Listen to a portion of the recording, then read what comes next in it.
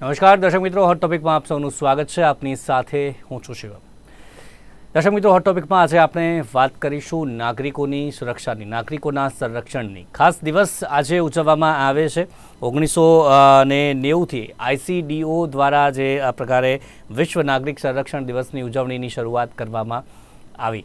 નાગરિક સંરક્ષણ દિવસ એટલે આપણે વાત કરીએ કુદરતી આપદા આપણે સૌ જોઈએ છીએ, ધરતીકંપ હોય કે પછી અન્ય પૂર જેવી પરિસ્થિતિઓ હોય.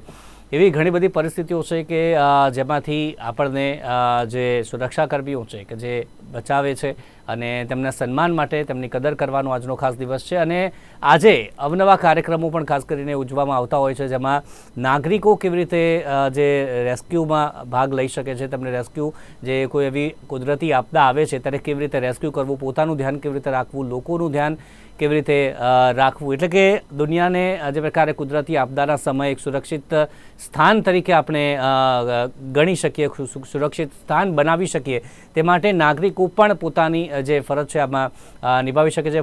નાગરિકો પણ આ રેસ્ક્યુની કામગીરી ખાસ કરીને શીખી શકે છે. અને આ મુદ્દે ખાસ જે પ્રકારે જાગૃતતા લાવવા માટે ખાસ જે પ્રકારે આ દિવસની ઉજવણી કરવામાં આવે છે. અને નાગરિકોની સુરક્ષા માટે લેવાયેલા જે પગલાં છે તેના તરફ લોકોનું ધ્યાન દોરવાનો આ મુખ્ય ઉદ્દેશ્ય છે. સાથે જ જે નાગરિક સંરક્ષણ દિવસ એ શીખવાનો દિવસ છે, કેવી રીતે જે આપણે લોકોની સુરક્ષા ખાસ કરીને કરી શકીએ છીએ અને નાગરિકોની સુરક્ષા કઈ રીતે કરી શકીએ છીએ. તેની સાથે સુરક્ષા કર્મચારીઓ છે આ બધી પરિસ્થિતિમાં આપણને જે બચાવે છે તેમની કદર કરવાનો ખાસ કરીને આજનો આ દિવસ છે. અને કટોકટીની સમયે જે આપણે વાત કરીએ તો પૂરની પરિસ્થિતિ કે કોઈ પણ કુદરતી કટોકટીની સમયે આપણે હંમેશા તત્પર રહી શકીએ એ માટેનો આ મહત્ત્વપૂર્ણ દિવસ છે. ત્યારે આજે બલિદાન આપનાર, નાગરિક સંરક્ષણના મહત્ત્વ માટે બલિદાન આપનાર જે કર્મીઓ છે તેમને જે પ્રકારે કર્મચારીઓનું આપણે સન્માન કરીએ. અને તેની સાથે સવાલ એ પણ જે આપણે વાત કરીશું કે વિશ્વને સુરક્ષિત સ્થાન બનાવવામાં કઈ રીતે આપણે યોગદાન આપી શકીએ. માત્ર જે પ્રકારે આપણે વાત કરીએ તો નાગરિકોની સુરક્ષાકર્મીઓ તો કરે છે, પરંતુ આપણે કેવી રીતે આનો જે પ્રકારે ભાગ બની શકીએ અને વિશ્વને એક સુરક્ષિત સ્થાન બનાવી શકીએ, નાગરિકોની સુરક્ષા આપણે પણ કરી શકીએ, લોકો પણ તેમાં ભાગ ભજવે, તે પ્રમાણેની ખાસ જે આ દિવસ ઉજવવામાં આવે છે. અને તેને જ લઈને આપણે આજે ચર્ચા કરીશું. અને ચર્ચા કરવા માટે હાલ બે મહેમાન મારી સાથે ઉપસ્થિત છે. RM મદોરિયા સાહેબ છે, પૂર્વ પોલીસ અધિકારી, અને તેમની સાથે છે મારી સાથે ભાવિક રાજા, સામાજિક કાર્યકર, બંને મારી સાથે ઉપસ્થિત છે.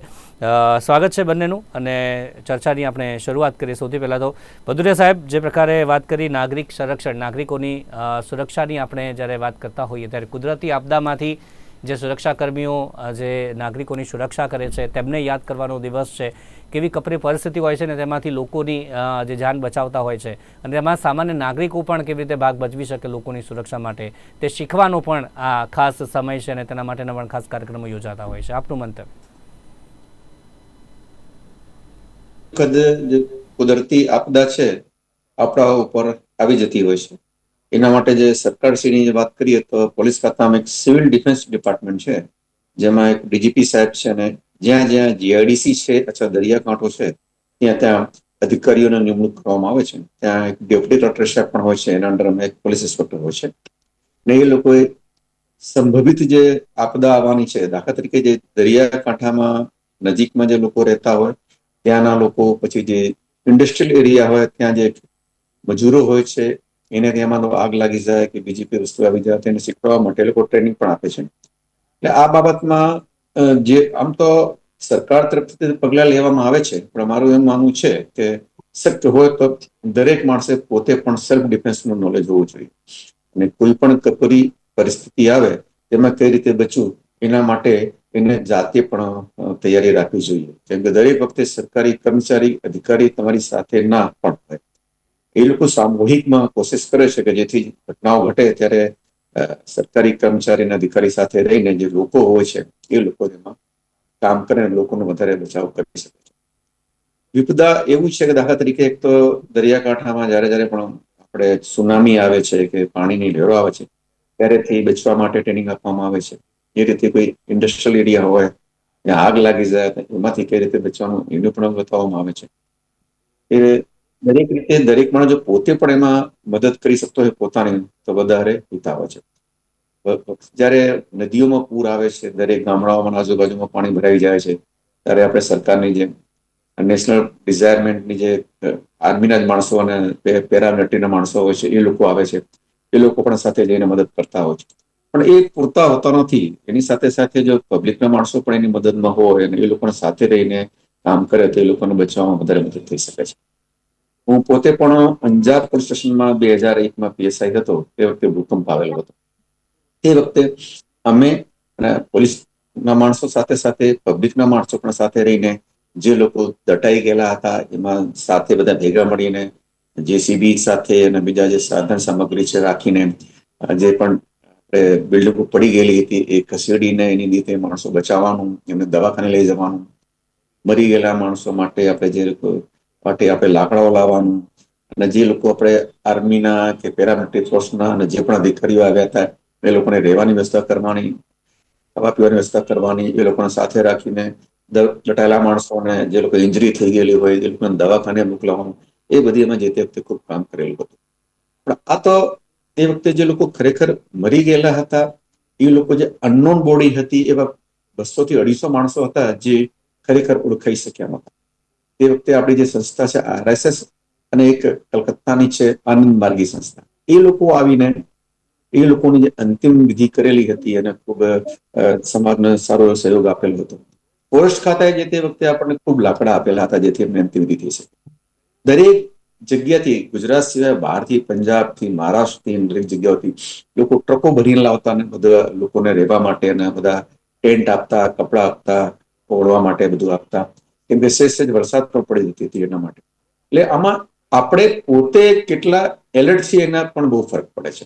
માની લો કે આપણે ટ્રેન મુસાફરી કરીએ છીએ, આપણે માનો નાઇટ મોંઘી ગયા છીએ, તો આપણને ખરેખર એટલું નોલેજ થવું જોઈએ કે માની લો કોઈ ઘટના ઘટી જાય, આપણું ગેટ કઈ બાજુ છે, ગેટ જે બાજુ હોય ત્યાં વહેલા વહેલા પહોંચી જવું જોઈએ. ત્યાં લોક લાગેલું હોય તેની કેવી રીતે ખોલવું,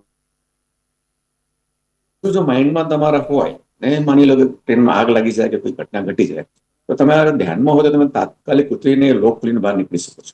અગર આવી કોઈ વસ્તુ થાય છે ત્યારે લોકો ખૂબ ગભરાઈ જાય છે. ગભરાઈ ગયા પછી એ લોકોનું દિમાગ કામ કરતું નથી. સેમ ટાઈપનું છે, માની લો કે એક માણસ ડૂબી રહ્યો છે અને કોઈ તરવાવાળો એને પકડવા જાય, તરવાવાળો એટલી હોશિયારી રાખવી પડે કે પેલો જે ડૂબતો માણસ છે એ નજીક જઈશું પકડવા માટે, તો આપણને એવી રીતે પકડી લેશે કે તમે પોતે તરી શકવાનું નથી, કે તમારા બંને હાથને ઉપર પોતાના હાથથી લોક મારી દે. તો તમારે કઈ રીતે એને બચાવવું એ નોલેજ તમારે પણ હોવું જોઈએ. સાથે સાથે જો પબ્લિકનો માણસ હોય એની પણ નોલેજ હોય તો એ પણ પોતાનો બચાવ કરી શકે છે. આગ લાગી ગઈ હોય, ત્યાં માનો ફૂટ થઈ ગઈ હોય, ત્યાંથી કઈ રીતે નીકળવાનું છે, કયો રસ્તો શોર્ટ છે, એ રીતે દૂર જઈ શકાય છે. જો જી ભદૌરિયા કોઈ સાહેબ. માણસ ટેમ્પોમાં નીચે આવી ગયા છે અને કઈ રીતે સાથેમાં પીસીઆર કરવાનું છે, એ બધું આપણે જવાનું હોય છે.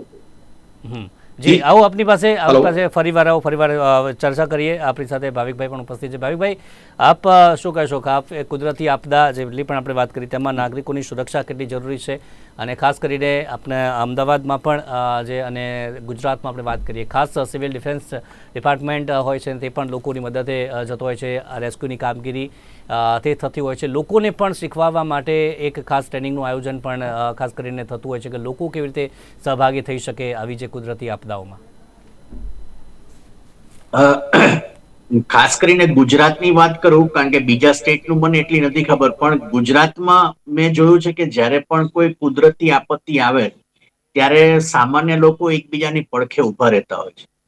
જે ભૂકંપની વાત સાહેબે કરી એ ભૂકંપમાં અમે પણ ત્યાં બચાવમાં કામ કરેલું અને અમે જોયેલું છે. સાહેબે કીધું ઓલરેડી કે બધા લોકો ખાસ એટલે રેસ્ક્યુ કરવા માટે પણ પ્રયત્ન કરતા હતા અને રિલીફ કરવા માટે પણ એ પ્રયત્ન કરતા હતા.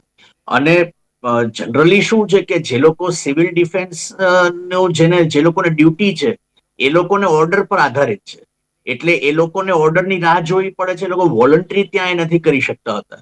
એવા સમયે જો સામાન્ય નાગરિકોને આની ટ્રેનિંગ હોય તો એ લોકો એની મદદે બહુ વહેલા આવી શકે અને એ રીતના રેસ્ક્યુ ઓપરેશન બહુ જલ્દીથી શરૂ થઈ શકે. બીજું એ પણ છે કે ઘણી વખત જે સિવિલ ડિફેન્સનો જે સ્ટાફ હોય છે એ જે તે જગ્યાથી એક્વેન્ટેડ નથી હોતા. એટલે હું અમદાવાદના એક વિસ્તારમાં રહેતો હોઉં પણ બીજા વિસ્તારમાં શું એનો ભૂગોળ છે મને ખ્યાલ ના હોય, તો એ પરિસ્થિતિમાં ત્યાંના જે સ્થાનિક લોકો જો ટ્રેન રહેતા હોય તો એનો એક બહુ મોટો ફરક પડે. અને હું માનું છું કે સ્કૂલોમાં પણ એની ટ્રેનિંગ, એના પ્રોગ્રામ એ રેગ્યુલરલી થવા જોઈએ. જેમ આપણે ટ્રાફિક અવેરનેસના પ્રોગ્રામો રેગ્યુલરલી કરીએ છીએ, સ્કાઉટ ગાઈડના કરીએ છીએ, એવી રીતના આ રેસ્ક્યુ ઓપરેશન પણ શીખવાડવાના રેગ્યુલર જો ઓપરેશન થાય તો ઘણો ફરક પડે. એટલે લોકો તો એકબીજાને મદદ કરવા માંગે છે. વસ્તુ એ છે કે એ લોકો કેટલા ટ્રેન છે, કારણ કે આપદા એક સરખી નથી હોતી. પૂરની પરિસ્થિતિ અલગ હોય છે, ભૂકંપની અલગ હોય છે, સુનામીની અલગ હોય છે. એટલે તમે અલગ અલગ પરિસ્થિતિમાં કેવી રીતના એ કરવાનું. અહીંયા પાણી ભરાઈ જાય, જો ગરનાળામાં પાણી ભરાઈ જાય તો કોઈ બસ કે અંદર આવી જાય તો એના પેસેન્જરને લોકો ખેંચીને બહાર કાઢતા હોય છે. ત્યારે એ ફોન કરવાની રાહ નથી જોતા કે ભાઈ સિવિલ સર્વન્ટને બોલાવીએ. પણ એ લોકોને જો વ્યવસ્થિત ટ્રેનિંગ ના હોય તો કદાચ એ લોકો ઈચ્છતા હોય મદદ કરવાનું તો પણ એ ના કરી શકે. એટલે મને એમ છે કે આવો દિવસ જયારે આપણે 1990 થી સતત મનાવીએ છીએ તો એ સારું છે કે બધાનું ધ્યાન એ તરફ જાય. કારણ કે જે પ્રકારની આપણી પરિસ્થિતિ છે એમાં કુદરતી આપદાને હજુ સુધી બી આપણે કોઈ એકદમ નિવારી શક્યા છીએ એવું નથી. એટલે ગમે ત્યારે કુદરતી આપદા આવી શકે એમ છે. અને એટલા માટે જો લોકો ટ્રેન્ડ હોય અને ખાસ કરીને સ્કૂલોમાં એના ટ્રેનિંગના રેગ્યુલર સેશન થતા હોય તો એ ખૂબ જ મદદરૂપ થઈ શકે. સાહેબ, એ જ વાત કે વાવાઝોડું હોય, હમણાં આપણે વાત કરીએ તો વાવાઝોડા વર્ષમાં 1-2 વખત ક્યાંક ને ક્યાંક ત્રાટકે જ છે અત્યારે, અને તેમાં શું પરિસ્થિતિ થાય છે આપણે જોઈએ છે. આ સિવાય પૂરભરી પરિસ્થિતિ ચોમાસામાં વધારે પડતો વરસાદ અને જેના કારણે પરિસ્થિતિ ગુજરાતમાં સર્જાઈ છે. આમાં જે સુરક્ષાકર્મીઓ છે ક્યાંક ને ક્યાંક તેમને પણ જીવ ગુમાવવો પડે છે લોકોની સુરક્ષા કરતાં એવા પણ જે બનાવો આપે કદાચ જોયા હશે ભવિષ્યમાં. આપ કંઈ યાદ કરવા માંગતા હોય એ સુરક્ષા કર્મીઓને ખાસ કરીને આજે આપણે સન્માન આપીએ.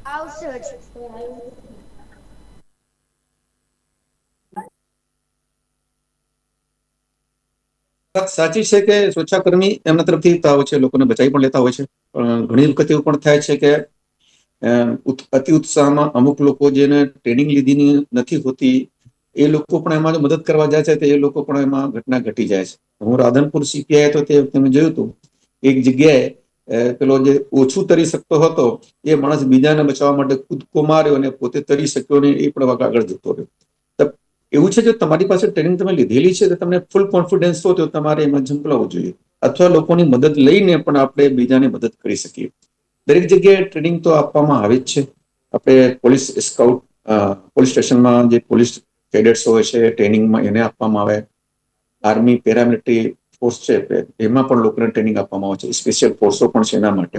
પણ જ્યાં જ્યાં આપણે એ લોકો જે રીતે ભાવિક સાહેબે વાત કરી કે આપણે જ્યાં છીએ આપણે ભલે ટ્રેનિંગ લીધેલી હોય પણ સિવિલ ડિફેન્સના માણસો ટ્રેનિંગ વાળા હોય એનાથી દૂર ઘટના જયારે ઘટી જાય છે તે વખતે પહોંચતા વાર પણ થાય છે. તે વખતે જે લોકો ત્યાં જાણકાર હોય, એ બુદ્ધિશાળી હોય, જેને ટ્રેનિંગ લીધેલી હોય અથવા મદદ કરવા માંગતો હોય, એ જો મદદ કરે તો વધારે મદદ મળી શકે છે. કે સરકાર કે NDRFના માણસો દરેક જગ્યાએ પહોંચી શકતા નથી. દરેક માણસે સ્કૂલ લાઈફમાં કે બીજી રીતે પણ આવી કોઈ ટ્રેનિંગ લીધેલી હોય તો પોતે તો બચી શકે જ છે પણ સાથે સાથે બીજા લોકોની પણ જાન બચાવી શકે છે. એટલે એના માટે એવું છે કે હું રાધનપુરમાં હતો તે વખતે બસ ફસાઈ ગઈ, ફૂલ 3 થી 4 ફૂટ પાણી જતું હતું અને બસ ફસાઈ ત્યાં બાજુમાં ગરનાળું હતું. જો બસ ગરનાળા બાજુ જાય તેમાંથી 25 થી 30 માણસો મરી ગયા. અમે એક બાજુથી આવીએ છીએ ગાડી લઈને અને અમારા માણસો સાથે કોશિશ કરીએ છીએ ટ્રકમાંથી દોડી કાઢીને બસને બાંધવાની. પાછળથી ગામના માણસો પણ આવે છે ને એ લોકો પણ હિંમત કરીને બસને દોડીથી બાંધે છે અને માણસોને એક એક ઉતારીને બહાર લઈ જાય છે. આ રીતે ફક્ત અમારા ભરોસે જો રહ્યા હોત એમાંથી કદાચ ઘણા માણસો એમાંથી ડિમેજ થઈ ગયા હોત. ગામવાળાઓની હિંમતના કારણે એમાંથી જે 1-2 માણસો તરી શકતા હતા એ લોકો દોડી પકડીને બસ સુધી જાય છે, બસને બાંધે છે. આ બાજુ અમે છે દોડીથી ટ્રકથી દોડી કાઢીને બાંધીએ છીએ. બસ થોડી માટે રોકાઈ જાય છે, બિટવીન એક JCB આવે છે એમાંથી માણસો અમે ઉતારીને બહાર લઈ જઈએ છીએ. એટલે એવી ઘણી ઘટનાઓ છે જ્યાં ફક્ત સરકાર ઉપર ડિપેન્ડન્સ રાખી શકાય નહીં. જ્યાં હિંમતવાળા માણસો છે, જ્યાં ટ્રેનિંગ લેવા માણસો છે, એ લોકો મહેનત કરે તો ઘણા માણસોને આપણે જીવ બચાવી શકીએ છીએ. બાબુભાઈ પણ આપણી સાથે જોડાયા છે. બાબુભાઈ ઝડપથી આપણી સાથે જોડાયા છે કે જે ચીફ વોર્ડન છે civil defence Ahmedabad city. Babubhai unmute કરજો. અને આજે ખાસ દિવસ છે નાગરિક સંરક્ષણ દિવસ, અને તેમાં જે પ્રકારે આપણે વાત કરીએ તો કર્મચારીઓ જે નાગરિકોની સુરક્ષા કરતા હોય છે ત્યારે આજના આ ખાસ દિવસે આપનું મંતવ્ય શું છે? અવાજ અનમ્યુટ કરજો.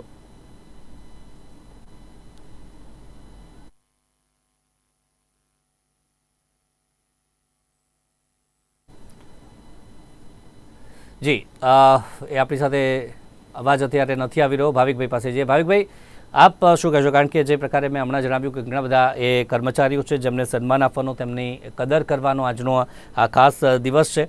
લોકોની વાત કરીએ, લોકો કેટલા પ્રમાણમાં આવા જ્યારે ટ્રેનિંગ પ્રોગ્રામ થાય છે કે રેસ્ક્યુ માટે લોકોને ટ્રેનિંગ આપવા માટે જે કર્મચારીઓ આવે છે તેમાં લોકો અત્યારે કેટલો રસ દાખવે છે તે શીખવા માટે કે ના આવું કંઈક હશે તો અમને પણ એમાં શીખી શકીએ તે માટે આવું આપણી પાસે. બાબુભાઈ, આપને અવાજ આવી રહ્યો છે? બાબુભાઈ, આપને અવાજ આવી રહ્યો છે? બાબુભાઈ, આપને અવાજ નથી આવતો મારે.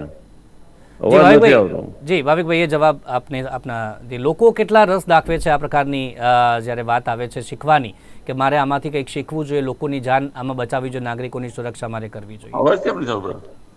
અહીંયા રસ્તો છે જે સાહેબે કીધું કે જે રીતના ગામડાના લોકો પણ દોરડું લઈને આવી ગયા, એ લોકોને પણ રસ્તો છે જ. અને એ તો મેં ગુજરાતમાં અનેક આપત્તિઓમાં મેં કામ કરેલું છે. મને ખ્યાલ છે કે એ તમામ આપત્તિમાં સામાન્ય લોકો તો ઉત્સાહી હોય જ છે બધાને મદદ કરવા માટે અને બચાવવા માટે. અને આવી જો ટ્રેનિંગ એમને આપવામાં આવે તો એ ટ્રેનિંગ માટે પણ એ લોકોનો ઉત્સાહ હોય છે, નથી હોતો એવું નહીં. એનું કારણ એ છે કે એ લોકો પોતે પણ એ સમજે છે કે જો આવી ટ્રેનિંગ નહીં હોય તો આપણે ઈચ્છવા છતાં પણ આ લોકોને આપણે મદદ નહીં કરી શકીએ.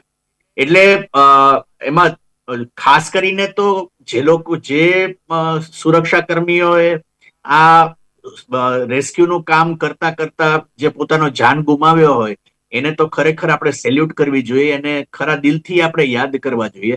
પણ સાથે સાથે આ પણ એ જે મેં અગાઉ મેં કીધું એ રીતના જો સ્કૂલમાં અને એમાં જો વ્યવસ્થિત નિયમિત ટ્રેનિંગ દેવામાં આવે તો લોકોમાં તો ઉત્સાહ ખાસો એને લઈને છે. જે રેસ્ક્યુ કામગીરી આપણે વાત કરીએ તો ભદૌરિયા સાહેબ, એટલી સાધન સામગ્રી આપણે વાત કરીએ કે રેસ્ક્યુ કામગીરી માટે જેટલી વપરાવી જોઈએ અને તેમાં સરકારનો હસ્તક્ષેપ કે તમામ જે સંસ્થાઓ છે તેમની પાસે પૂરતી સાધન સામગ્રી હોય રેસ્ક્યુની કામગીરી માટેની, તે આપની દ્રષ્ટિએ કેટલા પ્રમાણમાં છે? તેમાં હજી કોઈ સુધાર આગામી સમયમાં આવવું જોઈએ? કોઈ નવા પ્રમાણમાં કોઈ સંસાધનો વસાવવા જોઈએ જેથી વધુને વધુ નાગરિકોની સુરક્ષા આવી કુદરતી આપદાઓમાં આપણે આસાન બનાવી શકીએ? આમાં એવું છે કે સરકાર પાસે એટલા બધા તો માણસો હોય નહીં કે દરેક માણસો પાસે જઈને બધાને ટ્રેનિંગ આપી શકે. પણ દાખલા તરીકે કે આપણે સ્કૂલની વાત કરીએ તો સ્કૂલમાં પણ સ્કાઉટ હોય છે અને જુનિયર એનસીસી હોય છે, હાયર સેકન્ડરીમાં એનસીસીમાં અથવા કોલેજમાં એનસીસીમાં, પછી આપણે એનએસએસ નામની સંસ્થા છે એમાં, એ રીતે આર્મી અને પોલીસ અને બીજી રીતે સરકાર ટ્રેનિંગ આપતી જ હોય છે બધાને, બધા ટ્રેનિંગ લેતા જ હોય છે. પણ સાથે સાથે સૌથી સારામાં સારી વસ્તુ છે મારા ખ્યાલથી સ્કૂલ એવી જગ્યા છે કે જ્યાં લગભગ છે ને સમાજના દરેક વર્ગના લોકો ભણવા માટે જતા હોય છે. ત્યાં પણ જો એક સ્પેશિયલ ખાસ કરીને આ બાબતની કોઈ પણ જે આપત્તિઓ આવે છે એમાં બચવા માટે પણ એકાદ ક્લાસ લેવામાં આવે, જે નાનપણથી જે છોકરાઓ ભણે છે, જે સમજી શકશે અને એમને જે ધ્યાન ઉપર વસ્તુ આવશે કે આ રીતે કરવાનું હોય છે, તો સેલ્ફ ડિફેન્સ તરીકે એ લોકો વધારે પોતાની મદદ કરી શકશે. કે આફ્ટર ઓલ તો ભોગવવાનું એને હોય છે જે આપદામાં જે તે જગ્યાએ હોય છે, જે પોતાની બુદ્ધિથી જે ઝડપથી બહાર નીકળી જાય એમાં બચી જાય. જે લોકો માની લોકો નથી જાણતા ને અંધવિશ્વાસ રાખીને દોડી જાય. દાખલા તરીકે હમણાં આપણે જે કુંભમાં પણ ઘટના ઘટી હતી કે નાગા સાધુ આવે છે અને આપણે જોવા જઈએ હટી જઈએ ને પડી ગયા. તો આમાં એવું પણ છે કે માનો આપણે જે પડી જઈએ છીએ નીચે, જો સીધા પડી જઈએ તો આપણા ઉપરથી લોકો પસાર થાય તો આપણે શ્વાસોશ્વાસની પ્રક્રિયા ના લઈ શકીએ. પણ જો ટ્રેનિંગ આપવામાં આવી હોય તો તમે આડા પડી જાવ, સીધું નહીં પડવાનું, પડખે ડાબું હોય કે જમણું હોય એ રીતે નીચે પડવાનું અને આપણે બંને જે પગ છે ઘૂંટણીઓ આપણે છાતીમાં લગાવી દેવાનો, હાથથી આપણે આમ કરી લેવાનું. અને એનાથી શું થશે કે તમે એક સાઈડમાં જો ઉપરથી સ્ટેમ્પિંગ થશે, લોકો જશે, તમારું હાર્ટને એટલું પ્રેશર નહીં આવે અને વચ્ચેનો ભાગ ગેપ હોવાથી તમે શ્વાસોશ્વાસની પ્રક્રિયા કરી શકશો. મને આ વસ્તુનું નોલેજ છે તો મારા ઉપર કોઈ ઘટના ઘટે તો ઓન ધ સ્પોટ હું આવું જ કરીશ કે તરત જ છે ને પડી ભલે જવું, પણ કોઈ પણ રીતે કોઈ પણ પડકે, ડાબું પડખું હોય કે જમણું પડખું હોય, આ પગ બંને છાતી બાજુ લાવવાના, હાથ આ રીતે રાખી લેવાના તો પેટનો ભાગ છે ને દબાવવાનો નથી. લેફ્ટ સાઈડમાં કે રાઈટ સાઈડમાં તમને પ્રેશર આવશે, પણ તમે શ્વાસોશ્વાસની પ્રક્રિયા કરી શકશો ને તમે બચી શકશો. આ ફક્ત ફ્રેક્શન્સ ઓફ ધ સેકન્ડનો સવાલ હોય છે. તમે પડ્યાની સાથે જો આવું કરી લો તો બચી ગયા, પણ જો તમે સીધા ગાડા પડ્યા અને તમારા ઉપર બીજો પડ્યો, ત્રીજો પડ્યો, ચોથો પડ્યો, એટલે પડતા પડતા પછી એટલું બધું દબાણ આવશે બોડીમાં કે તમે શ્વાસોશ્વાસની પ્રક્રિયા ના લઈ શકો તો તમારે ડેમેજીસ થઈ શકે છે. એટલે આ બધી નોલેજીસ વસ્તુ જો પહેલાથી જ સ્કૂલ લાઈફમાં કે બીજી બધી આપવામાં આવે તેમાં બહુ ફરક પડશે. ઘણી વખત આપણે થોડું ઘણું તરવાનું થાય તો આપણે ગભરાઈ જઈએ અને હાથ પગ ના ચલાવી શકીએ તો પણ આપણે ખતમ થઈ શકીએ. પણ થોડું ઘણું આપણે શ્વાસ રાખીએ અથવા નદીનો પ્રવાહ હોય એ બાજુ જવાની કોશિશ કરીએ, જો થોડું નોલેજ હોય તો તમે બચી શકો છો. એ જ મેં અગાઉ વાત કરી હતી કે માનો કે થિયેટરમાં તમે ગયા છો, એકદમ આગ લાગી ગઈ છે, તો તમારા નોલેજમાં હોવું જોઈએ કે કઈ દિશામાંથી ભાગીએ તમને ફાયદો થાય છે. રેલવેમાં પણ તમે જોશો, એર ઉપર પ્લેનમાં પણ જોશો, તેમાં ઇમરજન્સીમાં પેલા ટ્રેનિંગ આપે છે, લેડીઝો ત્યાં હોય છે, એમાં એક્ઝિટ માર્ક હોય છે, તો ત્યાંથી આપણે જઈ શકીશું એ ખ્યાલ હોવો જોઈએ. અગાઉ એક વખત આપણે ખ્યાલ હોય તો અમદાવાદમાં આ વોટર વર્ક છે આપણે નોબલનગર પાસે, ત્યાં એક વિમાન છે નીચે પડી જાય છે લાઈટ જોઈને. તમે ગુપ્તા નામનો માણસ હતો, એને શું કર્યું કે એને ખબર હતી તો બાયના પાસે થી કૂદી ગયો નીચે. કૂદવાથી હાથ પગ તૂટી ગયા અને થોડો હડકી પણ ગયો તો પણ એ બચી ગયો હતો. પણ એના નોલેજમાં હતું કે જો કંઈક આવું થાય તમારે કેવી રીતે બચવાનું. એ રીતે ટ્રેનમાં છે, એ રીતે બસમાં છે, એ રીતે પાણીમાં છે, એ રીતે આપણે આ બાબતમાં જો ટ્રેનિંગ આપવાની વાત થાય તો સ્કૂલ લેવલથી શરૂ કરવામાં આવે તો, કેમ કે દરેક શિક્ષકો હોય છે, ત્યાં માનો લો કોઈ માણસ 10 દિવસ 15 દિવસ મહિનામાં એક ટ્રેનિંગ આપવામાં જાય તો આ બાબતમાં વધારે ફરક પડી છે. સરકાર એની રીતે કોશિશ સપોર્ટ કરે છે, પણ લોકોમાં કેટલી ધગશ છે શીખવાની, અથવા જે લોકોને કહેવામાં આવ્યું છે એ કેવું શીખવાડે છે એના પર બહુ ડિપેન્ડ કરે છે. આ દરમિયાન જે લોકો સરકારી માણસો છે અને કદાચ એ લોકો પોતાની સેવા દરમિયાન જે એક્સપર્ટ થઈ જાય છે, એના માટે જે સરકારે આજનો દિવસ રાખ્યો છે એ લોકોને માટે બહુ સારું કામ છે. જે આપણે વાત કરી કે જે આ સુરક્ષા કર્મીઓ ખાસ કરીને જ્યારે બચાવવા જાય છે, રેસ્ક્યુ કામગીરીમાં જાય છે ને ત્યારે કંઈક તેમને થઈ જાય છે, તેના માટે ખાસ સરકારે શું વ્યવસ્થા હજી વધુ આગામી સમયમાં આવું થાય તો કરવી જોઈએ, ખાસ સુરક્ષા કર્મીઓ માટે. અને તેની સાથે જે રેસ્ક્યુની જે ટ્રેનિંગ પ્રોગ્રામ છે તે સ્કૂલ લેવલથી તો શીખવાડવો જોઈએ, પરંતુ ખાસ શહેરો અને ગામડાઓમાં આ રેસ્ક્યુ ટ્રેનિંગ કે એ શીખવાડવાની કામગીરીમાં કોઈ તફાવત જુઓ છો કે શહેરોમાં અને ગામડાઓમાં બધી એક સમાન રીતે જ શીખવાડવામાં આવે છે, ક્યાં વધારે જરૂર છે, ક્યાં ઓછી જરૂર છે, આવું કંઈ ધ્યાન રાખવાનું આવે છે? તમામ જગ્યાએ એક રીતે અને રેગ્યુલરલી આ બાબતની ટ્રેનિંગ પ્રોગ્રામ રાખવા જોઈએ, આપને એવું લાગે છે? ના, એકચ્યુઅલી મને એમ લાગે છે કે જે હવે ઘણી બધી ટેકનોલોજી આગળ વધી છે અને એ પરિસ્થિતિમાં જેમ કે લાઈફ સેવિંગ જેકેટ થી માંડીને એવી બધી જે સુવિધા જેટલી શક્ય હોય, જે આપદા પ્રમાણે જરૂરી હોય, એ સુરક્ષા કર્મીઓને પૂરી પાડવી જોઈએ. અને કદાચ પડાતી પણ હશે એવું હું માનું છું. અને જે વાત છે સ્કૂલમાં ટ્રેનિંગની, તો એમાં ઘણી વખત એવું થાય છે, એટલે એમાં કોઈનો ઈરાદો હોય છે એ પ્રકારે નહીં, પણ ઘણી વખત એવું બનતું હોય છે કે આવા ટ્રેનિંગના કાર્યક્રમોનું આયોજન તો થાય છે, પણ એ એક યાંત્રિક રીતના થઈ ગયું, આમને કરી દીધું ને આમને જોઈ લીધું એટલે વાત પૂરી થઈ ગઈ. પણ એ ખરેખર એમાં રસ દાખવીને અને રસ લેવડાવીને બાળકોને, કારણ કે બાળકો તો કોરી સ્લેટ છે, એ લોકોને તો કશું ખબર જ નથી, આપણે એમને નાગરિક તરીકે એનું સંવર્ધન કરી રહ્યા છે, તો એ લોકોને એ તરફ રસ દાખવીને જો એ ટ્રેનિંગ નો એ કરવામાં આવે તો ઘણો જ ફરક પડે. અને ખાસ કરીને ગામડામાં તો એવું છે કે ગામડામાં એ લોકોનું જીવન જ કુદરત સાથે છે, એટલે ઘણી બધી ટ્રેનિંગ તો એ લોકોને નેચરલ એ રીતના મળી ગયો. એ લોકોને જો વ્યવસ્થિત રીતના ટ્રેનિંગ આપવામાં આવે તો એ કદાચ એમના નજીકના શહેરમાં પણ કોઈ આપત્તિ આવે તો એમાં મદદરૂપ થઈ શકે એમ છે. એટલે ખાસ એ બાબત સૌથી અગત્યની છે કે સ્કૂલોમાં ને એમાં ટ્રેનિંગ ખાલી યાંત્રિક રીતના નહીં, પણ એ થાય. જેમ કે રેસ્ક્યુ, ઘણી વખત એવું બને કે મને રેસ્ક્યુ કરવાનો ઉત્સાહ છે, જેમ સાહેબે પેલા વાત કરી હતી કે આરએસએસ ને બધા લોકોએ જે લોકોને બાળવાનું જે કામ કર્યું, લોકોને લાશોને બાળવાનું જે કામ કર્યું. હવે જો એ સમયે મને એ જ્ઞાન ના હોય કે માન લો કે હું અત્યારે પંચનામું કર્યા વગર, માણસની ઓળખ કર્યા વગર એમને બાળી દઈશ, તો પછી ભવિષ્યમાં જો સરકાર કોઈ રાહત કે પુનર્વસનની જાહેરાત કરશે તો એ વખતે તકલીફ પડશે. તો આવા બધા જે માર્ગદર્શન છે એ પણ વ્યવસ્થિત રીતના લોકોને પૂરા પાડવા જોઈએ એવું મારું માનવું. પરંતુ પ્રેક્ટિકલ રીતે પણ એમને ટ્રેનિંગમાં પૂરતું જ્ઞાન મળવું જોઈએ જેથી એ એટલું જ શીખી શકે અને અન્ય જે નાગરિકો છે તેમની સુરક્ષા તે કરી શકે. ખાસ એ જ મુદ્દે ચર્ચા કરી. હજી પણ ઘણી બધી ચર્ચા જે આપણે કરી શકીએ છીએ. સમયનો અભાવ છે. RM ભદૌરિયા સાહેબ અને તેની સાથે ભવિકભાઈ રાજા બંનેનો આભાર. મહત્વપૂર્ણ ચર્ચામાં અમારી સાથે આપ જોડાયા હતા. Thank you very much. Thank you. દર્શક મિત્રો, હોટ ટોપિકમાં હાલ બસ આટલું જ. ફરી મળીશું નવા મુદ્દા સાથે. રજા આપશો. નમસ્કાર.